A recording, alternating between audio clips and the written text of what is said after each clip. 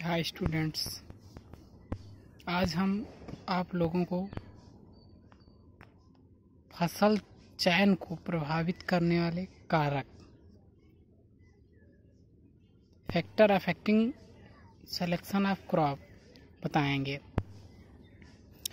जैसा कि मैंने बताया, फसलों को प्रभावित करने वाले कारक में पहले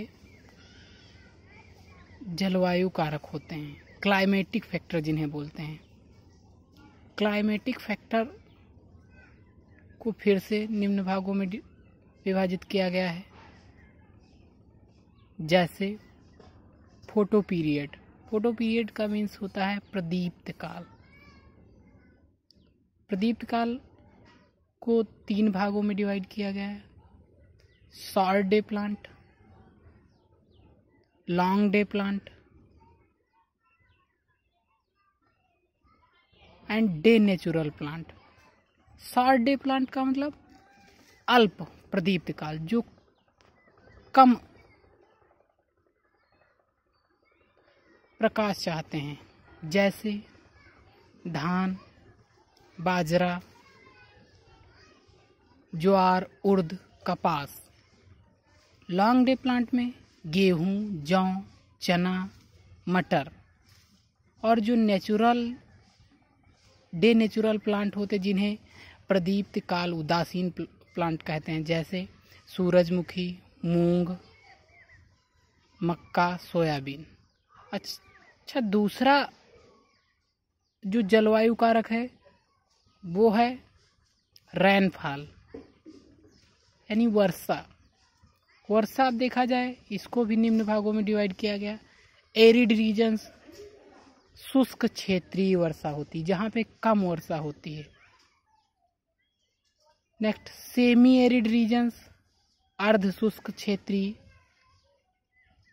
अच्छा, शुष्क क्षेत्रीय के अंतर्गत कौन कौन सी फसलें उगाई जा सकती हैं, जैसे ज्वार, बाजरा, कोदो। और सेमी एरिड रीजन्स के अंतर्गत जौ, कपास, गेहूं, चना, अरहर, मूंग। और तीसरा है सब ह्यूमिड, उपाद्र क्षेत्रीय, जैसे धान, गन्ना, गेहूं, सनई, पटसन, जूट। नेक्स्ट, ह्यूमिड रीजन्स होते हैं आर्द्र क्षेत्रीय, जिन्हें बोलते हैं क्षेत्रीय। इसके अंतर्गत चाय, धान, जूट आदि आते हैं। तीसरा जो फैक्टर है वो है टेम्परेचर, तापमान। जैसे इसके अंतर्गत ट्रॉपिकल का मीन्स होता है उष्ण जलवायु, जैसे खरबूजा, तरबूज, ज्वार, ककड़ी, खीरा, मिर्च। सब ट्रॉपिकल, उपोष्ण, इसके अंतर्गत गेहूं, जौ, धान, चना, मटर। टेम्परेट मतलब शीतोष्ण, जिसे समशीतोष्ण जिसे बोलते हैं, आलू, राजमा आदि।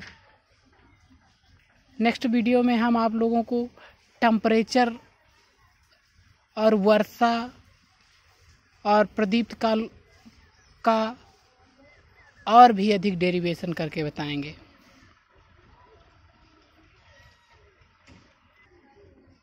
दूसरा कारक है मृदीय कारक, जिसे एडाफिक फैक्टर बोलते हैं। Why do you know that? Soil is 2 branches. First branch edaphology and pedology.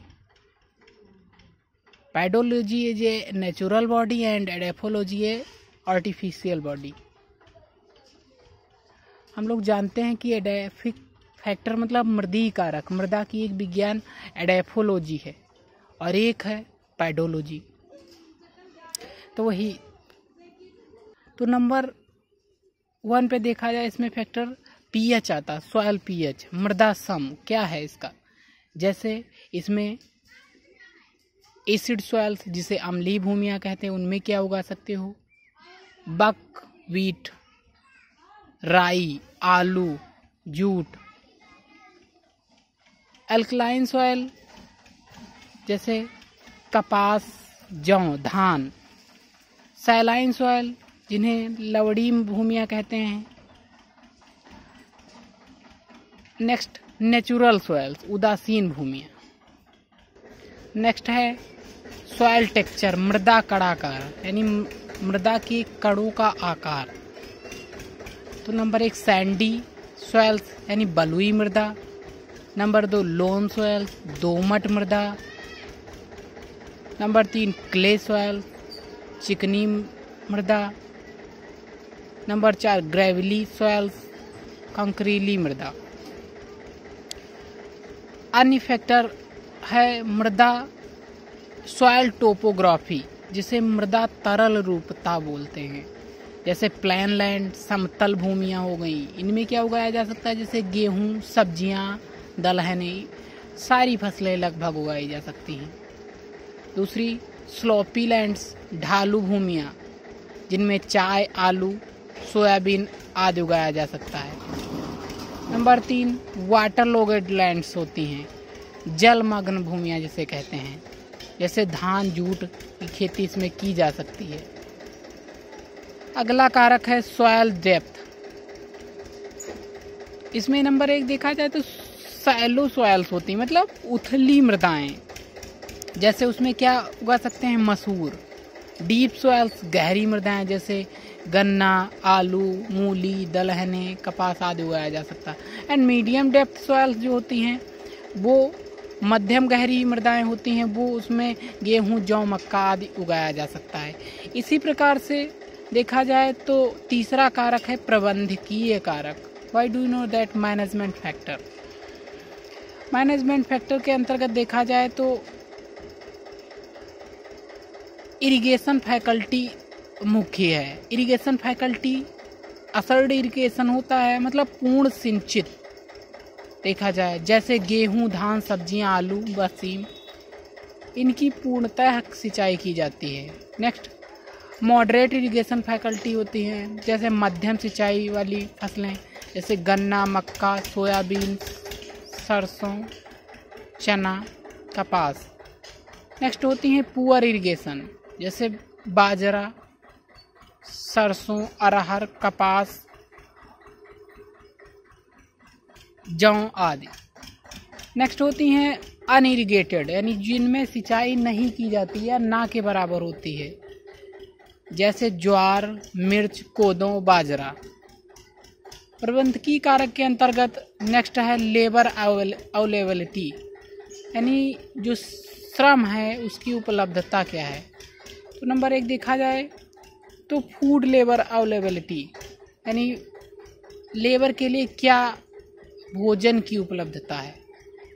उसमें आलू, जूट, धान, गन्ना, फूल गोभी, पुदीना, ये सब चीज़ें उगाई जाती हैं।